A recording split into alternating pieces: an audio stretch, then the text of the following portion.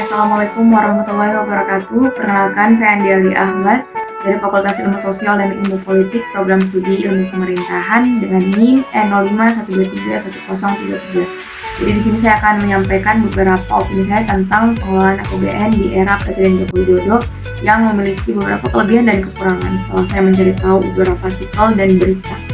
Nah, jadi dalam opini saya, beberapa kelebihan dari pengelolaan APBN di era Jokowi itu, yang pertama, di beberapa video dan beberapa artikel berita yang menyampaikan kalau di beberapa speech-nya Jokowi itu selalu menyampaikan pesan optimisme terhadap kondisi perekonomian. Dalam hal ini, Bapak Presiden itu selalu mengajak semua pihak untuk selalu optimis terhadap kondisi perekonomian tanah air dan telah melakukan berbagai upaya untuk meningkatkan investasi di Indonesia. Setelah itu, saya juga mendapatkan suatu artikel yang menjelaskan tentang peningkatan investasi yang ada di Indonesia. Jadi pemerintah itu katanya telah meningkatkan anggaran APBN untuk membangun infrastruktur dan menghapus berbagai regulasi yang dinilai menghambat tumbuhnya investasi. Nah, untuk poin investasi ini sebenarnya masih menjadi pro kontra bagi saya. Namun di beberapa artikel yang dominan, saya melihatnya bahwa ini adalah suatu kelebihan. Lalu sejalan dengan poin investasi, adanya juga penyederhanaan tata kelola APBN. Jadi dalam hal ini Bapak Presiden itu ingin mengoptimalkan pengelolaan APBN dengan cara penyederhanaan pelaksanaan APBN sehingga orientasinya itu jauh lebih jelas dan efektif. Nah, begitu tadi dari kelebihannya. Jika kita bicara kekurangan, jujur saya lebih banyak menemukan kekurangan dalam pengelolaan APBN di era Joko Widodo.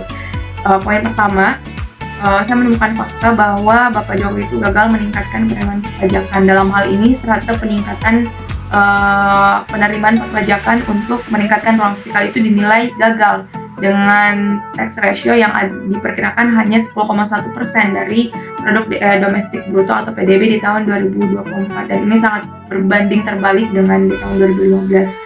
Setelah itu, ada juga defisit anggaran dan utang yang jauh lebih tinggi. Dalam hal ini, pemerintah telah mengambil kebijakan defisit anggaran yang memerlukan pembiayaan dari berutang, sehingga mungkin ini sudah menjadi rahasia publik bahwa stok utang pemerintah itu terus meningkat dan dapat melemahkan potensi pertumbuhan ekonomi dalam jangka waktu yang lebih panjang tentunya. Setelah itu, saya juga menemukan fakta bahwasannya kebijakan yang dinilai tidak efektif.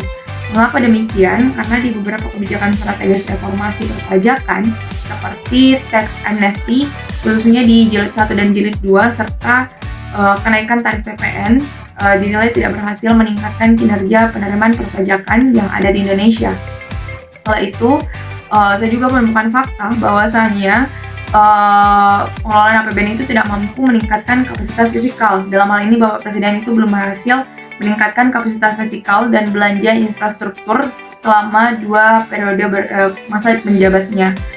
Jadi, jika berbicara masalah kesimpulan, mungkin dapat dilihat oleh publik bahwasanya poin kekurangan dalam pengelolaan APBN itu jauh lebih dominan, seperti gagalnya meningkatkan penerimaan perpajakan, lalu adanya defisit anggaran, setelah itu adanya juga stok utang yang jauh lebih tinggi. Mungkin dapat menjadi tantangan lah bagi pemerintah dalam mencapai tujuan ekonominya yang lebih berkelanjutan dan berkeadilan.